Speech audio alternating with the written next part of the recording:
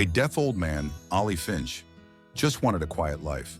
But a lucky poker hand for a forgotten plot of land led him to a horrifying discovery: a mass grave.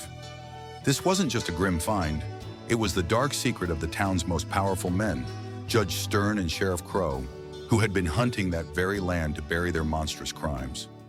Witness how one unassuming old man, driven by the echoes of silent victims, ignited a powder keg of truth and brought an entire corrupt system crashing down. The dusty, crooked Colt saloon reeked of cheap whiskey and unwashed bodies, smoke hanging thick in the air. At one of the tables, propping his trembling chin with a gnarled hand, sat old Oliver Deaf Ollie Finch. His gray hair stuck out in all directions, and the ear trumpet he held to his ear was more for show than for use. Ollie could only hear very loud sounds, and even then with difficulty, but that didn't stop him from occasionally playing poker. Today, to everyone's surprise, including his own, luck smiled upon him. In a decisive hand with stakes already too high, Ollie, by accidentally reading someone else's cards reflected in the poorly polished table, managed to get a royal flush.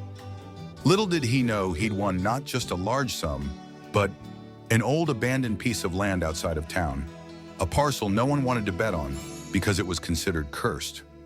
Judge Howard Stern and Sheriff Robert Crow, sitting opposite him, swallowed hard. Their faces were pale. As the secret owners of this land, they were forced to surrender it to avoid revealing themselves. Ollie, delighted by his unexpected fortune, accepted the land deeds. Not understanding why the other players looked at him so strangely, he was overjoyed. Finally, he would have his own patch of earth to live out his remaining days in peace. He envisioned a small house, a garden, tranquility. A few days later, full of enthusiasm, he set off to inspect his new property. The land indeed looked abandoned and unkempt, overgrown with weeds and dry grass. Ollie began to plan where to put a shed, where to dig a well. While digging a test pit for the well, Ollie hit something hard. He continued to dig, anticipating a rock, but instead his shovel struck a strange wooden surface. Gradually clearing the earth, he saw it was part of an old rotting coffin. Ollie, surprised but not overly concerned, old graves weren't uncommon in these lands, decided to try another spot. But as he expanded the excavation, he encountered more and more coffins, too close together, too haphazardly arranged. Cold sweat trickled down his back as he finally understood. These weren't ordinary graves. This was a mass burial. Shock pierced him. One of the coffins was slightly ajar, and Ollie saw inside. The remains of several bodies piled together. The air around him seemed to thicken, and the smell of earth and decay became unbearable. A feeling of profound compassion for these unknown victims, whose final moments had been so undignified, rose within him. Ollie, trembling all over, covered the pit, as if trying to hide what he had seen even from himself. However, the sight haunted him. He couldn't eat or sleep. Thoughts of the nameless bodies, piled one upon another, plagued him. Who were these people? Why were they buried like this? And why was this land considered cursed? He remembered how pale Judge Stern and Sheriff Crow had been when he won that land. Their behavior was too unusual for losing a simple plot. He cautiously began to ask around among the town's old-timers. At first, people brushed him off, then their eyes would become vacant and they'd walk away. But Ollie was persistent. Finally, he found old Jane, a former tavern keeper who, bedridden, no longer feared anything. She was known for her ability to see everything and everyone. At first, Jane merely mumbled about evil times and secret dealings, but when Ollie mentioned the mass grave, her eyes widened. "Mass grave, you say?" she whispered, her voice trembling with fear. "Those were the people, the ones who disappeared during the fever. That's what they said. But there was no fever. Those were the ones who resisted when Judge Stern and Sheriff Crow, they were taking land, without trial. Many just vanished without a trace." Jane's words hit Ollie like a hammer. The shock of what he heard was staggering. The judge and the sheriff, two pillars of law and order, revealed to be cold-blooded murderers, hiding their crimes under the guise of an epidemic. It was monstrous. The pain for the deceased mingled with righteous anger. Ollie understood that the land he had won was the site of their secret crimes, and its curse was merely a way to deter the curious. Judge Stern and Sheriff Crow weren't hunting for this land by chance. They wanted to destroy all evidence. Now Ollie knew what he had to do. He hadn't just found a mass grave, he had found the key to uncovering a monstrous crime committed by those who were supposed to uphold the law. In his old, deaf heart, a searing fury ignited. He wouldn't rest until he brought justice to these nameless victims and held the villains accountable. This wasn't just vengeance, it was his duty to those who could not speak for themselves. Ollie understood that he needed irrefutable proof. He couldn't just go to the authorities and say the judge and sheriff were murderers.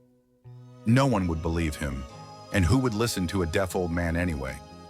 Moreover, they controlled the entire town. He decided to act cautiously but persistently. Ollie began secretly digging on his land, expanding the burial site.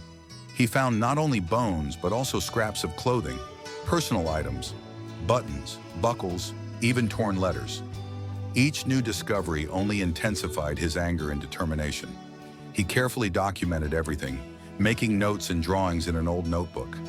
He felt not only anger but also a growing hope. Hope that this evidence would help him expose the villains. He remembered a reporter named Thomas Sharp-Eyed Riley, who had visited the town several years ago and written articles about corruption in neighboring counties. Riley was known for his fearlessness and disdain for authority.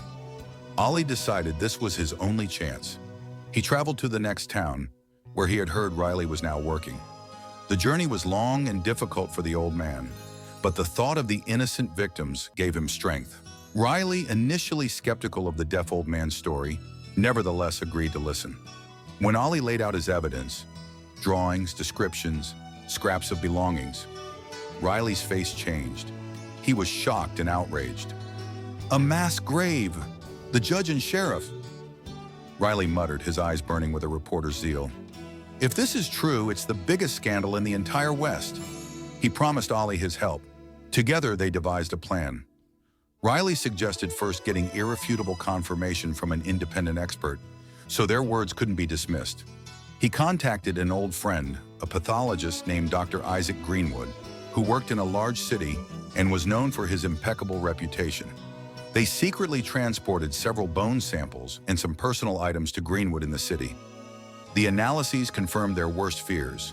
These were multiple burials, most deaths were violent, and the age of the burials matched the time of the fever. Riley's and Greenwood's anger was as fierce as Ollie's. Now they had scientific proof. Armed with Greenwood's expert analysis and Riley's articles, published in the most influential newspapers, Ollie, Riley, and Greenwood returned to town. News of the discovery on Ollie Finch's cursed land and the connection of Judge Stern and Sheriff Crow to mass murders quickly spread throughout the surrounding area. The town seethed. Residents who had lived in fear for years now openly discussed missing neighbors and strange epidemics. Public anger swelled like a snowball. Federal marshals, who had long suspected foul play in this district but lacked sufficient evidence, immediately arrived in town. They didn't have to search long. Under the pressure of irrefutable evidence and public outrage, Judge Howard Stern and Sheriff Robert Crow were arrested. They tried to deny everything, threatened, but their time was up. The trial of Stern and Crow became a sensation. Ollie Finch, despite his deafness, became the key witness. His testimony, backed by Riley's photographs and Dr. Greenwood's expert analysis, was irrefutable. Former residents, witnesses to the disappearances, who had feared speaking for years, now, inspired by Ollie's courage, came forward. They spoke of the atrocities, of how Stern and Crow had seized land, eliminating those who stood in their way. Other mass graves were found. Justice this time was merciless. Both were sentenced to the gallows. When the day of the execution arrived, the entire town gathered in the square. Ollie stood in the front rows, his face grim, but with a fire burning in his eyes. As the nooses were placed around Stern's and Crow's necks, and their bodies convulsed one last time, a sigh of relief and liberation rippled through the crowd. For many, it was the end of a long nightmare. In Ollie's eyes, there were no tears, only a deep, piercing sense of vengeful pleasure. Not for himself, but for the hundreds of innocent victims whose voices were finally heard. Their names, as far as possible, were recovered and engraved on a modest monument on Ollie's land. The story of Ollie Finch, the deaf old man who accidentally won land and uncovered a horrifying conspiracy, became a legend. He, a simple man, had challenged the system and won. His actions inspired many, showing that even the smallest and seemingly insignificant person can change the world if driven by righteous anger and an unquenchable thirst for justice.